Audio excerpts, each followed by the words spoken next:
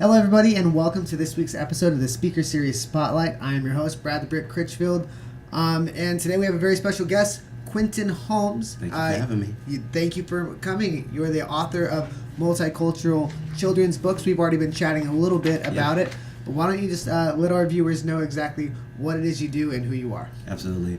Well, hello, everyone. Like I said, my name is Quentin Holmes. I am an author of 5 multicultural children's books. The first book in this series, book series, is called Real Street Kids. This is a preteen book series for children that are 7 to 12 years old. I just recently followed that up with 2 picture books for younger readers. Sporty Lou, which is a soccer-based picture book. And then I also have Johnny Skip 2, which is more of an adventure picture book. So excellent for the younger readers. So you mentioned you have 5, but I see 4 here. Mm-hmm. Where's the last one? Oh, and I have one more in the Real Street Kids series. That one I've already sold out of, so I didn't have it here. So sounds like it must be going pretty well then. Oh yes, those are going well. So again, we talked a little bit about it, but can you, one more time for our viewers, how did you get started in writing? Yeah, so originally back in 2003 when I first started my business, I was doing t-shirts and track jackets. I had an apparel company. I was selling into 10 different independent boutiques up and down the West Coast. And so I had a lot of success there. And so things were going good. And one of my screen printers asked me to create a kids concept. So I did that for him. And that was actually the Real Street Kids. And so we couldn't come up with a deal on the actual, so they wanted to own it, and long story short, we ended up not doing it. But I was left with these characters, and I'm like, what am I going to do there? And so writing was always a passion for me growing up. And so when I was left with these characters, a lot of people were like, well, why don't you write a book? And so that's actually what I decided to do. And so I wrote the first book, which was Chasing Action. Got a lot of great feedback on it. And then I subsequently followed that up with 2 more books in the series, Art of Authenticity and also Good Ideas. So those seem like some pretty thick books. Like, those are no joke. Can I check one out? Yeah, absolutely. Yep.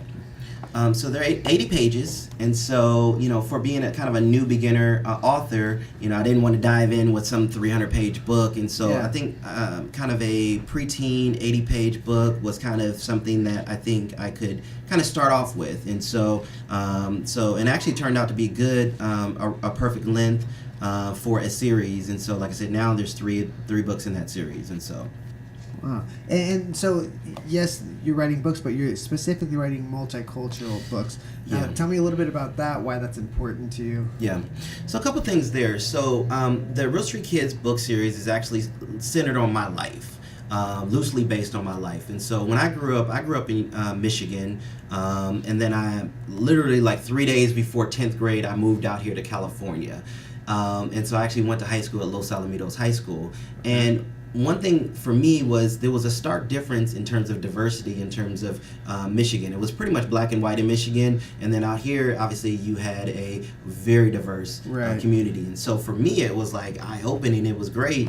And so when I got but it was something different. Right. And so I had friends from different types of race and things of that sort that I didn't have growing up in Michigan. And so for me, when I was figuring out, what I wanted to write about, I figured I would want to write about something that was close and personal to me. And so it was kind of being the new kid and befriending friends of different races and all the different adventures and things of that sort that came with that. And so that became a big theme for me. And actually out in culture right now, it's huge. There's a big need for diverse content, and people are looking for characters that represent themselves, so that kids can start to see themselves in literature and in books. And we even see that with the big success of like Black Panther in the movie, as people are really starving for diverse content. And so I feel like I have a solution for that acts. Now, were you ever big into comic books growing up? Were You know a big what? comic booker? Not huge, honestly. I wasn't a big. I was honestly growing up. I was huge on sports, so that was my big thing. It was sports. And so comic books was never a huge thing for me. I watched all the movies, but I'm not the person who knows all the finer points of the comics. So, but I pretend to know more than I do, but only because I grew up reading them. But I remember even as a young buck, I remember like feeling like how politically charged even comic books were. Yep. And I remember it was like right there in front of you, and just you read them so leisurely. But it's becoming even more so today. But I remember I had an epiphany when I was, I think, in middle school. I realized like even like kids' books are written by adults. Yep. And so like there has to be a reason like that you chose to write kids' books, because you obviously have a talent for writing, and you have a talent for like pretty much creating a message in a story. But kids' books, I'm guessing it's because you're a father and you want to pass the message, right? Yeah, I would communicate with your kids through an art. Yeah, and twofold. So actually, growing up, I actually worked with kids a lot. So I always found myself in tutoring programs. I was in Boy Scouts, and so different programs, youth groups, and things of that sort. And so I always found myself in places where mentoring kids was something that I found really enjoyable. Yeah. And then, like I said, I think mixing that also with the fact that the Real Street Kids story was personal to me because it kind of was loosely based on my life. That was the genesis between writing kids content. And so actually, and also there's a huge power.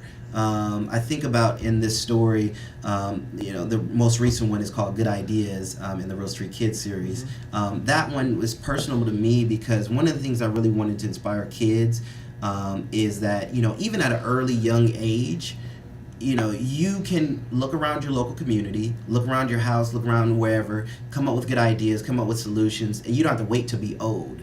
Right, and I think that was it's a good message for kids nowadays that you can be empowered. I mean, we think of the recent shooting out there in Florida where we see that kids are pushing for change, and it's like the kids are starving. They're really wanting to have a voice and to make a difference in their local community. And so Good Ideas to me is really something that really resonates, I think, with young kids right now, where they really want to have purpose and they want to come up with ideas and solutions and be that change and don't want to feel like, I have to wait till I'm 20 or 30 or 40. I can start now. So there was an opportunity for me as an author to really address those types of things. So I think that's one of the things that I see today is kids. So mentorship is by far one of the most important things. I think, like especially having like a strong figure to not only empower young people, but also give them approval to stand up and be on their own. And I think also instilling a sense of responsibility to do that in them is huge. So I definitely applaud what it is you're doing. I'm excited to actually. So you're on Amazon, right? So I can purchase one of these on Amazon. Yeah. So I do bulk my sales through Amazon, but then there's also available on Barnes and Nobles and any other big. So they're in there.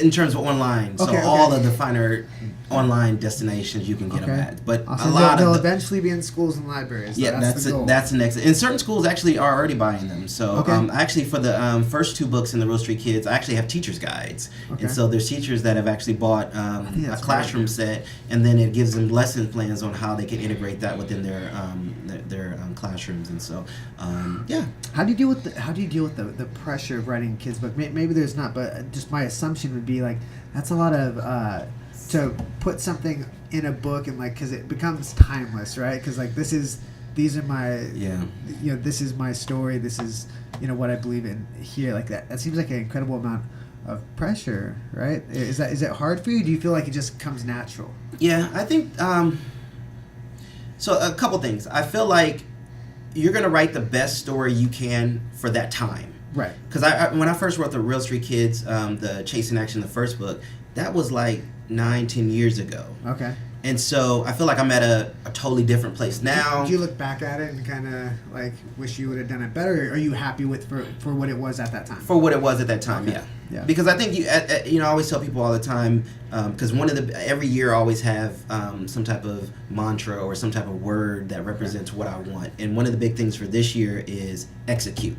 Okay. Because I have a lot of friends that will come to me and say, "Hey, I want to write a book. Hey, I want to do this." Idea. Yeah, and actually, that's one of the other things that I do on the side too. Is I do write for other people. Like I'll create content. I'm working on a coloring book for a group down in Compton right now that's dealing with mosquitoes and things of that sort, abatement. So I will do projects for other people. But with that being said, then it's a big word for me this year is execute. Because you can have 1,000 ideas, but if you never actually complete a project, if you're just like, I'm working on this, and you never have at some point you got to have like a cutoff to say it's good enough for market, and you have to take it out there, get the feedback, and then maybe the next one you make improvements, or you learn how to do setup better, or whatever, character development, or whatever that is. But at some point you just have to learn how to execute and finish a project and get it to market, get the feedback, and then be a better writer the next time. Right. Reminds me of a quote I heard of: a graveyard is a minefield of great ideas, and like that's where that urgency comes in. Like people, they need like this outside source of urgency. People like something to make them work. Mm-hmm. But especially when you're doing a passion project, you're not going to get that outside because nobody cares about your ideas as much as you do. So creating that urgency yourself is huge. So you're totally right. And one thing too, it's interesting right now with the two latest books I have. So Sporty Lou, it's about a father teaching his son how to play soccer for the first time. So now I have two little ones. I have a 2-year-old and also a 4-year-old, and so it's extremely personal to me because I find myself in the backyard teaching them how to play soccer for the first time, how to dribble basketball for the first time, and so it's that being present in the moment and writing stories that are really tying into where I'm at this time frame right now. And so Sporty Lou really represents that, being outside, being active in your child's life, and getting them moving. And then on the flip side, Johnny Skip 2 is another picture book that I wrote, and it's all about a boy who has a Skip 2 device that allows him to go anywhere around the world. And first story, he goes to Australia, and he learns a little bit about the culture, but then he also helps a mama kangaroo find her little Joey. And one of the things I really wanted to do for young kids, specifically my kids, is I want them to see the world as kind of their canvas, that they can discover and go see the world as like, I can go and explore anywhere. I always remember back to, we took our kids to the Grand Canyon like 4 months ago, and my daughter comes back and she's like, people are like, how was your trip? What did you think about the Grand Canyon? And she says, it's gigantic. And that's the word. And she was young at that time, and then people are like, oh, it's gigantic. Yeah. But for her, that was her experience. Yeah. And I want to give her those type of experiences and let her explore places and see this world is limitless, and there's no borders for her, and she can go and explore different things. So that's kind of what I was alluding to as far as like using the medium as a way to communicate with your kids. Absolutely. 'Cause I do that with YouTube, where like I make YouTubes and vlogs and stuff. And I know my daughter, she will not stop watching them. Like even if I try, she wants to see Daddy on TV. She wants to see, so I'll just talk to her. Absolutely. Straight, like I'll just like she'll be watching TV, and I'm just like talking to her, like going over her numbers, or like going over the planets. Like I have like a couple ideas, like making a video where we go over the planets like in the video, because she will watch this. So like almost like just adapting to where their attention is. Absolutely. Don't get me wrong, she does love reading books, so we'll get her there too. But for now all I got is YouTube. But no, I find myself, no matter what I do, I'm like, okay, like because she's number one priority. I'm like, all right, how can I use this the way to teach her something? Absolutely. So it's interesting. I had a couple recent book reviews that I got.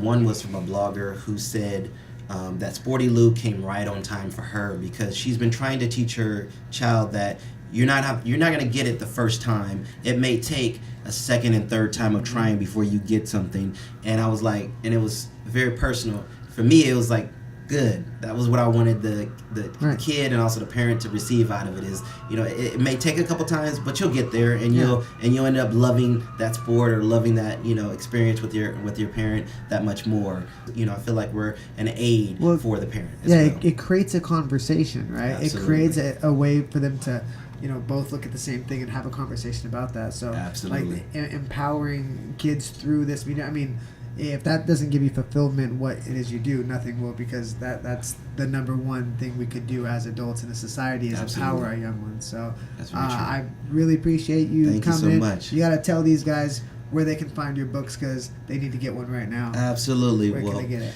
Thank you again for taking the time to have me. I really definitely appreciate that, and thank you all for tuning in. Once again, my name is Quentin Holmes. I'm an author of 5 multicultural children's books.